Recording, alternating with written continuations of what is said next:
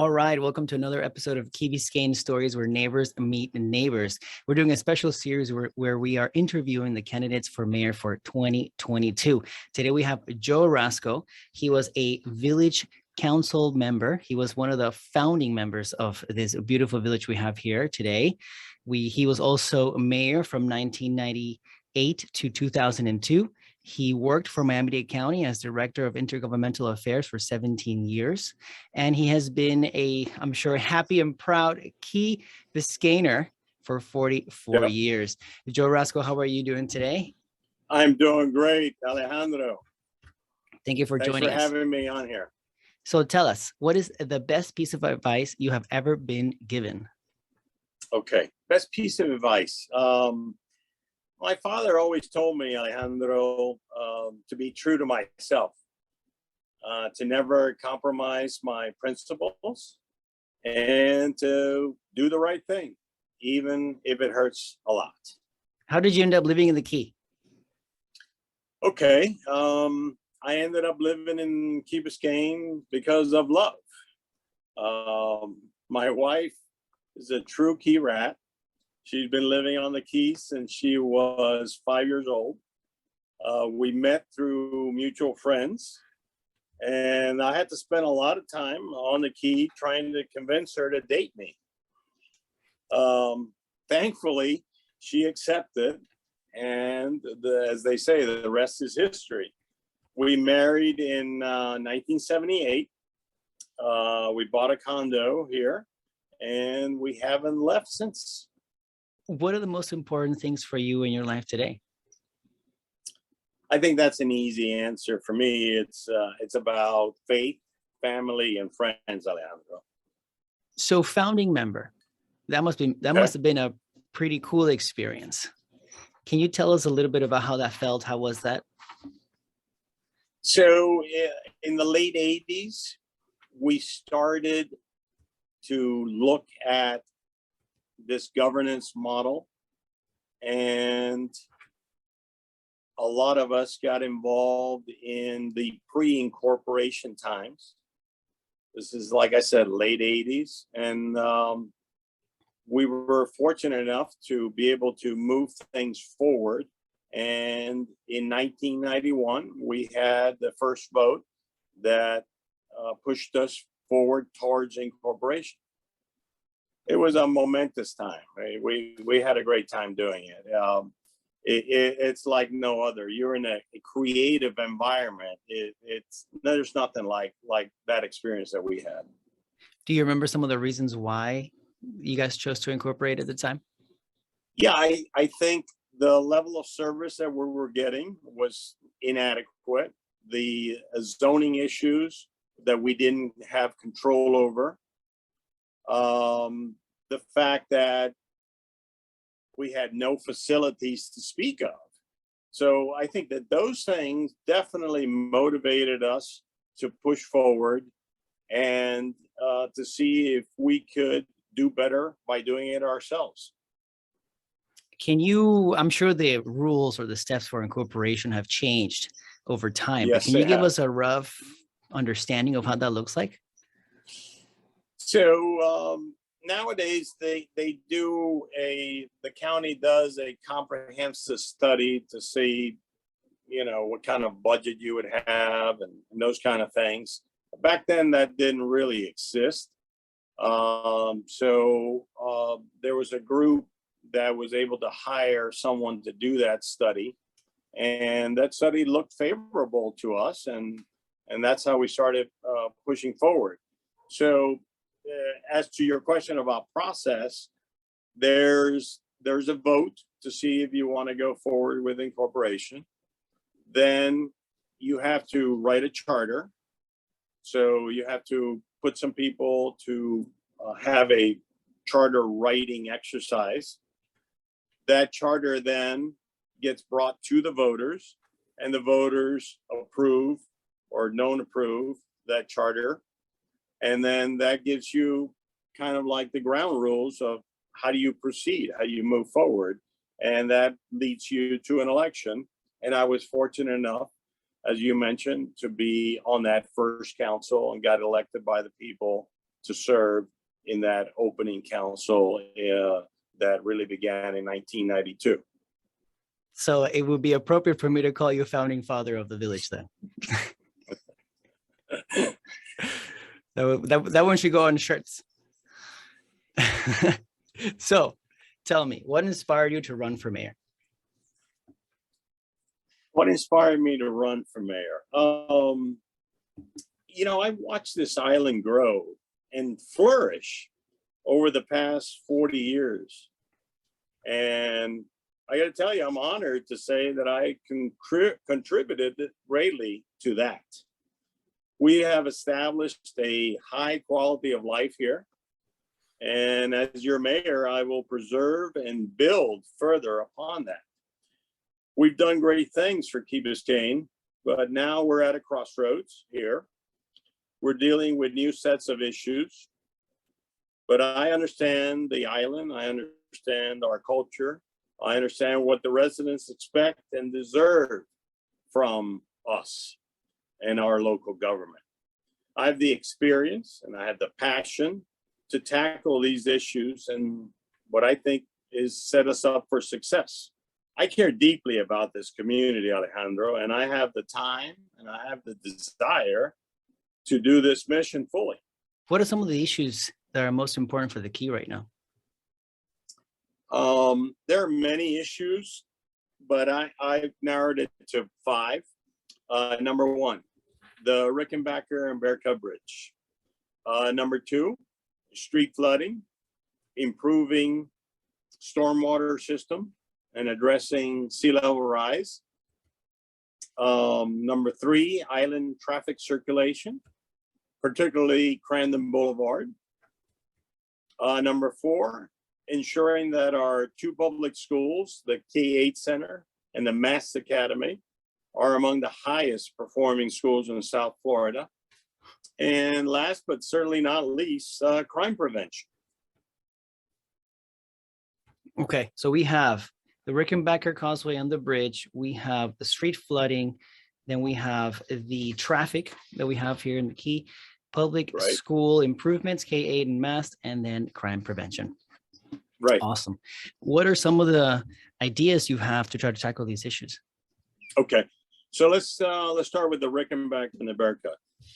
We need to work together with the county, especially with the county. We also need to work with the city, and we want to develop a comprehensive master plan for the whole causeway, from the toll plaza to the village city limits. We need to do that. That's critical. The important thing is having a seat at the table. That seat at the table allows our residents' interest and the solutions to be tailored for us also. I would use my experience working at the county, working at the state and federal levels, and my strong relationships with the officials there to come up with a win-win solution. So on the flooding, we need to work with engineers, Alejandro. We need to listen to the experts in this field to determine how we mitigate flooding. We need to protect our shoreline. We have to upgrade our stormwater systems, and we have to improve the streets. As we're doing that, we're going to have and identify both short-term and long-term solutions. This is not going to be easy, so we're going to have to probably do this in phases. On the third point that you asked me, island traffic circulation, we need to work with the traffic engineers.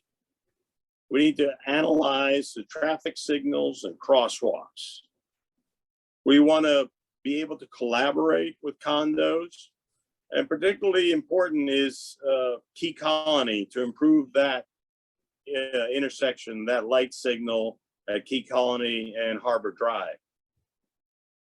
We want to get input from our law enforcement folks that are out there every day on our streets. And also very important to get input from our businesses. One of the things that's worked well is our freebie. And I would like to see us expand that service. and I would want to encourage people to use it all the time. On my fourth key issue, what I was mentioning to you was that we need to strengthen our educational institutions. We need to continue the work that we started with the new superintendent, Dr. Jose Dotres, and his team of district administrators to ensure our schools, as I said before, are the highest performing. So far, we've seen some change, so we're very happy with that. In addition to that, we need to develop a more comprehensive security plan for all our schools to ensure that we have a safe learning environment. This, in light of all the horrific things that have been happening and continue happening in our schools across the country. So this is very important that we undertake this comprehensive security plan. And this ties into my fifth and final area, Alejandro, which is crime prevention. And I would tell you about this is that we want to focus on ways to prevent crimes as well as how to respond to them. We need to expand our community policing program where there is increased police presence on our streets. We need to see our police officers on foot, on bikes, and having greater interaction with our residents. In addition, we want to focus on nuisance activities, which usually can lead to other crimes. And we want to enhance our ability to prevent and respond to cyber crimes, which are nowadays more and more prevalent. On all these issues, what I would do is I would hold workshops. I would provide different opportunities to get the public's input and also for the public to listen to each other and to listen to the experts' advice and possible solutions. And as we're doing that and creating these projects, I will also want to be fiscally conservative and protect our taxpayers' money so we get the best bang for our buck. So those are the 5 things that I would tackle. So upon taking office, what are the 3 things you would focus on? The 3 things that I would focus on, and a lot of people can tell you a lot of things. They're going to do this, going to do that, but one really important thing that I would tell you is that I would focus on communications, communications, and communications. I think that the most important thing is to communicate with our residents, maintain open lines of communication with them, listen to them, keep them up to date via emails, village notifications, use whatever media is necessary. The second thing is to communicate with our village management and staff to make sure that we're moving projects forward and that they're following the policies that the council sets and the mayor sets. And third, we want to communicate with our partners. And those partners are other governmental entities at the county, state, and federal level. And it includes also municipalities. And the communication is about maintaining a positive working relationship. We want to ask and we want to secure funding from our state and federal resources. And we want to collaborate. Collaboration is super important for us to be able to do things. We can't do it alone. We need collaboration. That's what I would answer to you is communication, communication, communication. Great. I know you mentioned that you have the time, but I want to ask you again, how much time do you think you'll be able to dedicate to the position of the mayor? I would dedicate 100% of my time to being the best mayor I can be and to serve the residents of Key Biscayne. Great. So I know we talked about some of the things, some of the issues that are important to the Key and some of the changes in mind, but can you share with us some of the things that the village is doing great today? That's a great question. We do a lot of things well, and we probably don't publicize enough what those are. But I would say right off the bat, I think we do a phenomenal job with fire rescue. It's among the best in the county, and our response time is second to none. The team that we have there does a great job, and people really appreciate that. What other things we do well? I think that we are and we have been good stewards of our tax money. Only 18% of the total tax bill goes to Key Biscayne. And with that small percentage, we do a lot. We get good value for our money. Additionally, I think we run stellar recreation programs. We're top notch in working with seniors. The Ask Club does a terrific job. Our youth programs, which includes both sports and arts, are excellent. Our community center provides incredible programming all the time. It's a fantastic asset. And I think you know, but I had a great hand in working on that community center, in its design and its construction. And it was almost completed when I was mayor last. And we had to work really hard for it. So if elected and you finish your term or terms, what would you like to be remembered as? First, I would want to be remembered for being an honest, fair, committed public servant who always put the interests of the people of Key Biscayne first. I believe that from my previous service on council, as a council member and as mayor, my legacy is the creation of the Key Biscayne Police Department, the fire department, the actual buildings they are housed in, as well as the administration offices, the public chambers, and our great community center, which we've already talked about. Those are some of the things I'd like to be remembered for, Alejandro. Awesome. So there's other candidates in the run. What would you say makes you stand out? I know you mentioned them throughout the podcast. Sorry, but I know you mentioned them throughout the podcast, but if you can consolidate those for us. Right. I think the number one thing is I have a passion for Key Biscayne. Okay. Been part of it, as you said, right from the beginning. It is so much part of my life. I've been an integral part of this community for those 44 years that we've talked about, longer than any other candidate. And I'm responsible for a lot of positive changes that have occurred here on the island. I have a proven track record of service to this community. I have a proven ability to lead effectively, to build consensus, to foster mutual respect, and most importantly, to look for the common good. As a result of the accumulated work experiences that I've had, and especially in the last 20 years, I believe, Alejandro, that I'm a better candidate today and that I will be an even better mayor than I was the first time having these experiences.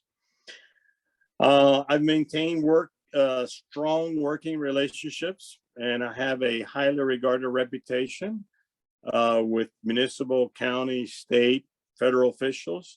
And I think that that's one of the things that helps me stand out and will serve us well. All right, now to a lighter set of questions as we conclude our podcast. We like to end with a couple of Key Biscayne related questions here at Key Biscayne Stories. So what do you love most about the Key? Good question. I really, really love the sense of community that we have and that we share. I love being surrounded by water. I love that feeling of detaching from the rest of the world as you're coming across the Rickenbacker Causeway. That's special. I love being able to walk to the Village Green. I love to ride my bike in the neighborhood. and I love to drive around in my golf cart.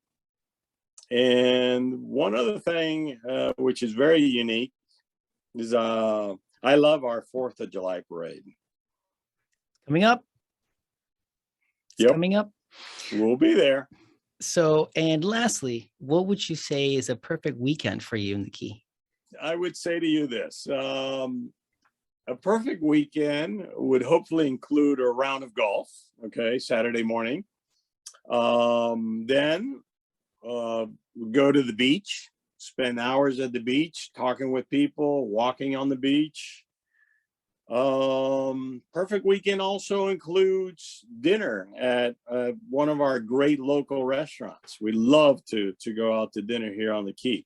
Sundays are church days, so that would be part of our weekend. And then what we do very often is we have family and friends over for an afternoon of barbecue.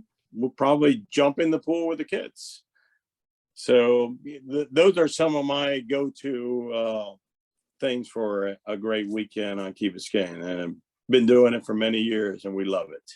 Wonderful. Hey, one thing we didn't talk about was your grandchildren. You have grandchildren locally you get to enjoy as well. Yes, indeed. I am blessed. I have 6 grandchildren, 2 of which live on Key Biscayne, and one of the reasons why I'm doing this. Wonderful. Joe, thank you so much for jumping on the show and sharing your story with your neighbors. Thank you for having me. As always, good being with you, Alejandro.